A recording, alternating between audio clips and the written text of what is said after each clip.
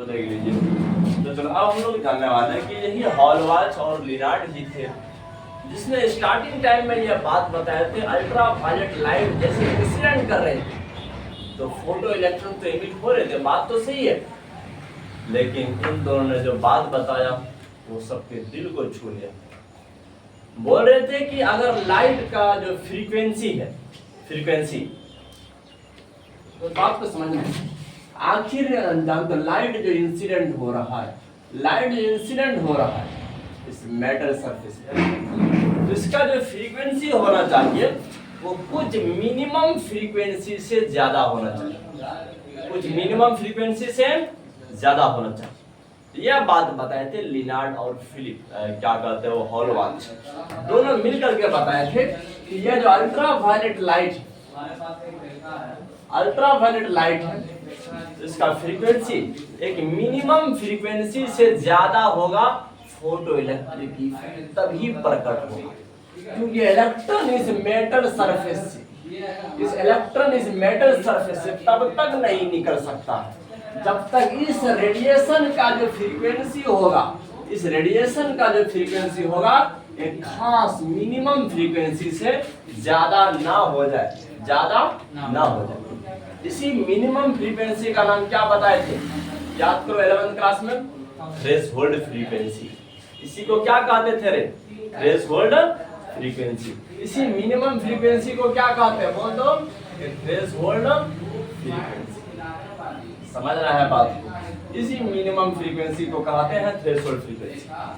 मतलब चाहे लाइट जितना ज्यादा इंटेंसिटी वाला क्यों न हो, बहुत ज्यादा इंटेंसिटी वाला रहे, इससे कोई फर्क नहीं पड़ता है। लेकिन अगर लाइट का फ्रीक्वेंसी इस थ्रेशोल्ड फ्रीक्वेंसी से ज्यादा रहे तो सिर्फ उसी केस में फोटो इलेक्ट्रॉन इमिट होगा, नहीं तो नहीं होने वाला है। यह बात याद रखना है। इस थ्रेशोल्ड फ्रीक्वेंसी का टर्म सबसे पहले इन दोनों साइंटिस्ट ने मिलकर के दिए थे कि थ्रेशोल्ड फ्रीक्वेंसी देख लीजिए क्या चीज होता है, कि थ्रेशोल्ड फ्रीक्वेंसी क्या चीज होता है, बिल्कुल याद रखना है कि थ्रेशोल्ड फ्रीक्वेंसी क्या चीज होता है।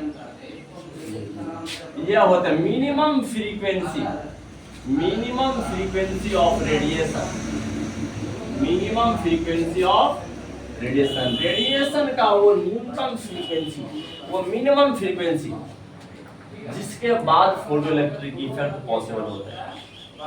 अगर लाइट जितना भी ज्यादा ब्राइट क्यों न हो, लेकिन अगर उसका फ्रीक्वेंसी इस थ्रेशोल्ड फ्रीक्वेंसी से कम रहे तो फोटो इलेक्ट्रॉन कभी भी बाहर निकलने वाला नहीं है। आप याद करो 11th क्लास के केमिस्ट्री में पढ़ाते थे थ्रेशोल्ड फ्रीक्वेंसी के बारे में। हाँ, ये सब एक एक करके सारे बात को समझना है और जानना है। देख ले, minimum frequency of radiation, minimum frequency of radiation after which जिसके बाद क्या होता है, photo electric effect possible, photo electric effect possible.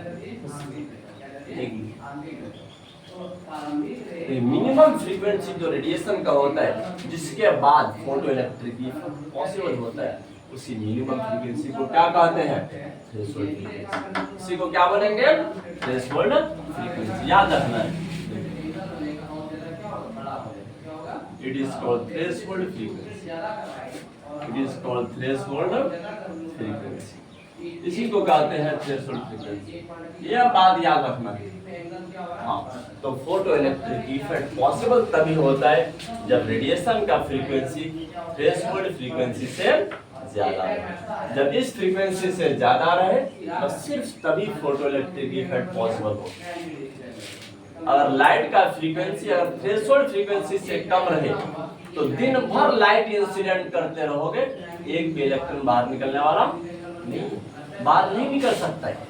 बिल्कुल याद रखना चाहिए। इस तरह का ऑब्जर्वेशन कर रहे थे हमारे यहाँ पे लिनार्ड और हॉलवाच दोनों मिल करके। हाँ, तो चलो अब हम लोग चलते हैं आगे की दुनिया में, एक एक करके हर टॉपिक पर बात करते हैं। देख लीजिए, experimental study of photo electric effect. अब कुछ एक्सपेरिमेंटल स्टडी करते हैं हाँ फोटो इलेक्ट्रिक इफेक्ट पर, कि फोटो इलेक्ट्रिक इफेक्ट इंटेंसिटी पर कैसे डिपेंड होता है, photo electric effect accelerating potential पर कैसे डिपेंड होता है, और फिर फोटो इलेक्ट्रिक इफेक्ट फ्रीक्वेंसी पर कैसे डिपेंड होता है। हाँ, इन तीनों ऑब्जर्वेशन के बारे में एक एक करके जानेंगे। इसके बाद फिर हमारे आइंस्टाइन चर्चा आएंगे, फिर उसका भी एक्सपेरिमेंट हम लोग जानेंगे। हाँ, एक एक करके सब चीज देख लीजिए। अब यह समझना, एक्सपेरिमेंटल स्टडी देख लेते हैं। एक्सपेरिमेंटल स्टडी, तो बात को समझना है। Experimental study of photo electric effect. Photo electric effect, देखिए फोटो इलेक्ट्रिक इफेक्ट के बारे में एक्सपेरिमेंटल स्टडी। तो साइंटिस्ट तो अलग अलग प्रकार से एक्सपेरिमेंटली क्या करते हैं, वो स्टडी कर रहे थे, जानते हो।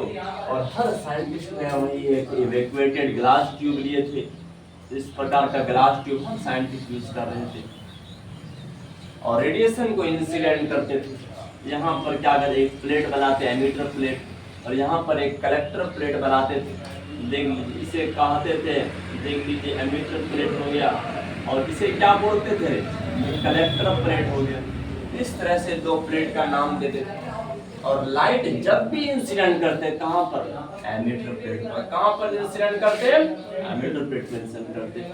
देख लीजिए, क्योंकि यहाँ पर नेगेटिव प्लेट होता था, देख लीजिए यहाँ पर इंसिडेंट करते,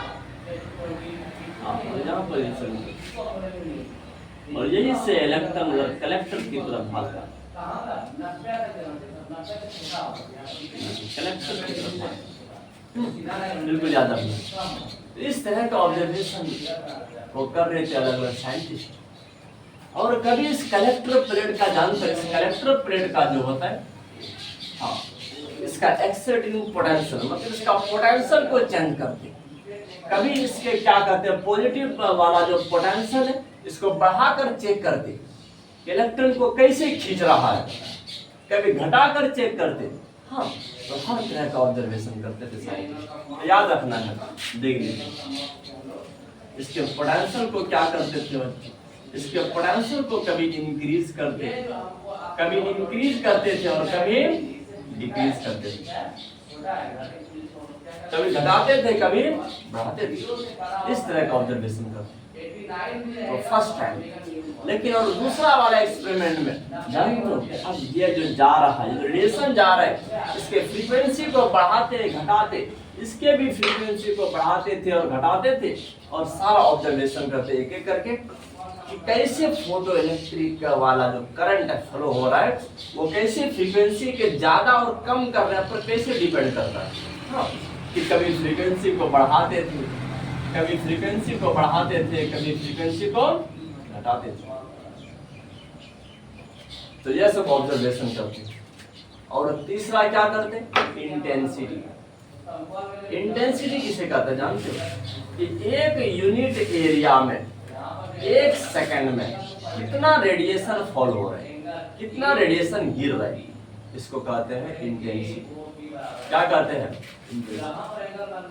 मतलब अगर मान के चलो यहाँ पर एक यूनिट एरिया है, इसमें एक सेकंड में अगर 10 गोली आ रहा है, देख लीजिए आपका 10 गोली यहाँ पर इंसिडेंट हो रहा है, और उसी छोटा वाला एरिया में, एक यूनिट एरिया में एक सेकंड में अगर 20 गोली इंसिडेंट हो रहा है, तो किसका इंटेंसिटी ज्यादा है, 20 वाला का ज्यादा है, इसका कम है। हाँ, मतलब कि यह सब लाइट का इंटेंसिटी कम होता है, और जो लेजर लाइट होता है उसका इंटेंसिटी ज्यादा होता है।